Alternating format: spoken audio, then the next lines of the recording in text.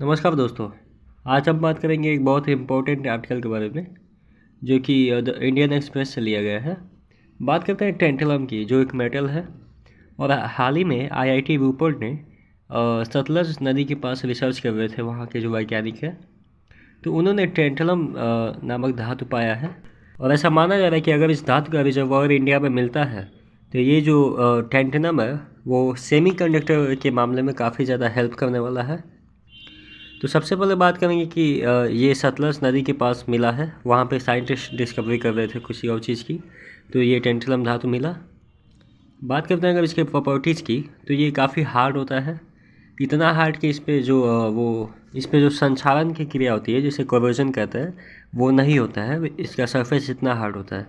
इसका जो atomic number होता है वो 73 होता है। और यूनियन मिनिस्ट्री ऑफ माइंस के 2020-21 के डेटा के आधार पे ऐसे 12 मिनरल्स का खोज किया गया है जो कि सेमीकंडक्टर के मामले में काफ़ी ज़्यादा हेल्प कर सकते हैं।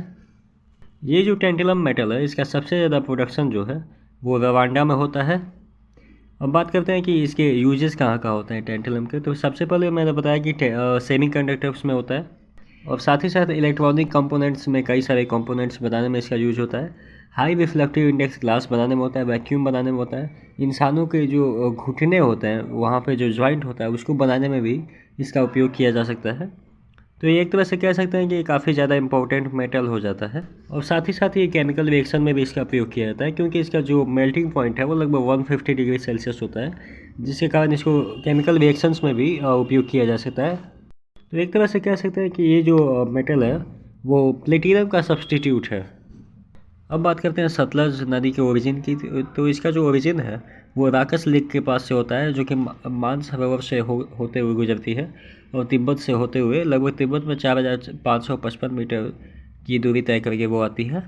और ये जो नदी है वो इंडस नदी के लगभग पैरेलल चलती है, लगभग 400 किलोमीटर इंडिया में इंटर करने से पहले। और इंडिया में इसको सिपकी ला से पास करते हुए, जो कि एक हिमालयन रेंज है, पंजाब में क्रॉस करती है। उसके बाद जिसे पंजाब में इसे 5 नदियों का देश कहा जाता है, यानी 5 ट्रिब्यूटरी में ये बट जाती है। पंजाब में ये 20 रिवर से मिलती है। उसके बाद उसमें एंट्री करते ही चिनाब रिवर से मिल के जिसमें हम कहते हैं पंजाब की 5 ट्रिब्यूटरीज होती हैं, जिसके कारण पंजाब को 5 नदियों का देश कहा जाता है। अब बात करते हैं इसकी लेंथ की। तो इसकी जो लेंथ है वो 1550 किलोमीटर है। पंजाब में 529 किलोमीटर फ्लो होती है। और सबसे इम्पोर्टेंट हो जाता है इसकी ट्रिब्यूटरीज, जो कि वनडे एग्जाम में भी पूछा जाता है। तो इसकी ट्रिब्यूटरीज में लगभग बास्पा 20 है, नोगली खाड़ है, और सोन है, और स्पीति है।